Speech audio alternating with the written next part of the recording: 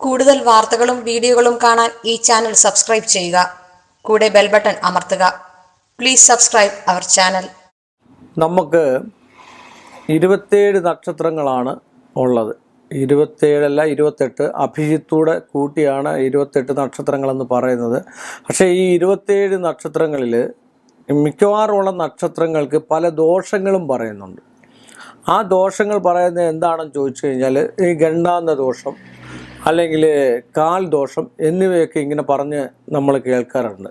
അത് അച്ചട്ടായിട്ടുള്ള ഒരു കാര്യം കൂടാണ് കാൽ ദോഷം എന്ന് പറഞ്ഞു കഴിഞ്ഞാൽ.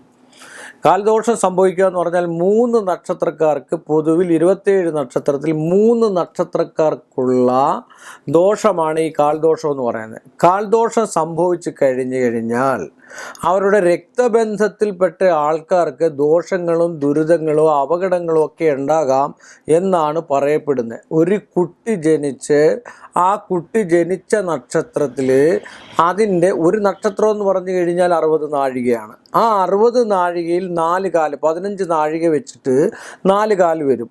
അതിൽ 1-ാം കാലിൽ മരിച്ചാൽ 2-ാം കാലിൽ മരിച്ചാൽ 3-ാം കാലിൽ മരിച്ചാൽ 4-ാം കാലിൽ മരിച്ചു കഴിഞ്ഞാൽ ഓരോ കാലിൽ മരിച്ചു കഴിഞ്ഞാൽ അമ്മാവനെ, തൻകാലെ, മാതാവിനെ, പിതാവിനെ, ഈ 4 ആൾക്കാർക്ക് ദുരിതങ്ങളും ദോഷങ്ങളും, അവരുടെ പ്രവൃത്തികൾക്ക് ദോഷം വരിക, അവരുടെ ധനസംബന്ധമായിട്ടുള്ള വിഷയങ്ങൾക്ക് ദോഷം വരിക, എല്ലാം നഷ്ടപ്പെടുന്നതായിട്ടുള്ള ഒരവസ്ഥ വരിക, ഇങ്ങനെയൊക്കെയുള്ള ഒരവസ്ഥ ഉണ്ട്. അപ്പോൾ നമ്മളിവിടെ പ്രധാനമായിട്ട് ഇപ്പം നമ്മൾ ചിന്തിക്കുന്ന നക്ഷത്രം പൂരാട നക്ഷത്രത്തിന് കാല് വന്നു കഴിഞ്ഞാൽ എല്ലാ കാലവും ഒരുപോലെ തന്നെയല്ല, പല വ്യത്യാസങ്ങളുമുണ്ട്.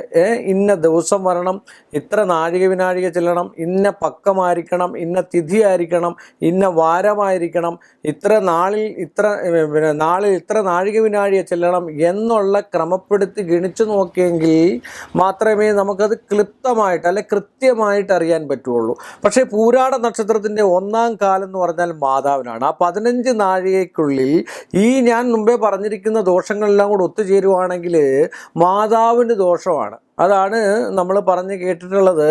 ജനിച്ചു കഴിഞ്ഞപ്പോഴത്തേക്ക് മാതാവ് നഷ്ടപ്പെടുക, അല്ലെങ്കിൽ മാതാവിന് അരിഷ്ടി ഉണ്ടാകുക, മാതാവിന് ബലക്ഷയങ്ങളുണ്ടാകുക, മാതാവ് തളർന്നു പോവുക, ഇങ്ങനെയൊക്കെയുള്ളൊരവസ്ഥ, അല്ലെങ്കിൽ കഷ്ടനഷ്ടങ്ങൾ ആ കുടുംബത്തിലുണ്ടാകുക.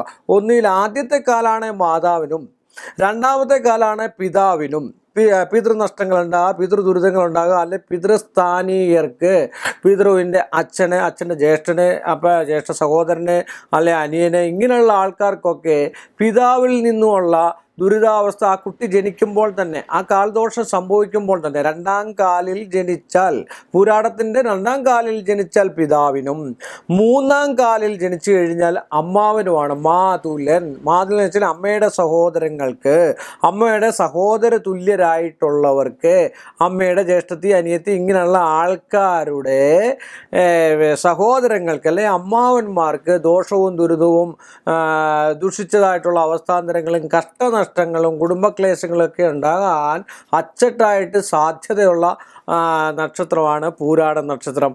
അതുപോലെ തനിക്ക് തന്നെ ദോഷം, ജനിച്ച കുട്ടിക്ക് തന്നെ, ആ ജനിച്ച ശിശുവിന് തന്നെ ദോഷം വരുന്ന ഒരു നക്ഷത്രം കൂടാണ് പൂരാട നക്ഷത്രം. പൂരാട നക്ഷത്രത്തിൻ്റെ 4-ാം കാലിൽ ജനിച്ചു കഴിഞ്ഞാൽ, 4-ാം കാലിൽ ജനിച്ചാൽ മാത്രം പോരാ, ഞാൻ നേരത്തെ മുമ്പേ പറഞ്ഞിരിക്കുന്ന നാട്ടിൽ വിഷയം തിഥി വാര നക്ഷത്രം നാളിൽ ചെന്ന നാഴികയെല്ലാം കൂടെ കണക്ക് കൂട്ടി അത് ഗണിച്ചു നോക്കി ആ ഗണന പ്രകാരം ദോഷമായിട്ട് വരികയും അതിൻ്റെ ഗ്രഹനില പരിശോധിച്ച് നോക്കുമ്പോൾ ദുരിതങ്ങൾ ഈ 4 പേർക്ക് ഉണ്ടോ എന്ന് തരംതിരിച്ചതിന് ശേഷം ആർക്കാണ് ദുരിതം എന്ന് പറഞ്ഞു കഴിഞ്ഞാൽ അവർക്ക് പരിഹാരം ചെയ്തു കഴിഞ്ഞാൽ ഇതൊക്കെ മാറാനുള്ളതേ ഉള്ളൂ. 3.5 വയസ്സിനുള്ളിൽ മരണം തന്നെ സംഭവിക്കണമെന്നില്ല.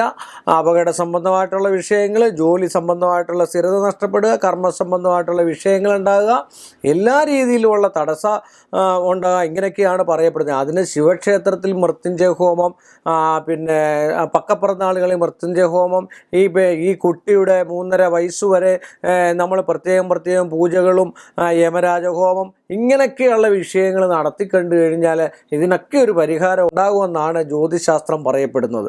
കൂടുതൽ വാർത്തകളും വീഡിയോകളും കാണാൻ ഈ ചാനൽ സബ്സ്ക്രൈബ് ചെയ്യുക. കൂടെ ബെൽ ബട്ടൺ അമർത്തുക. Please subscribe our channel.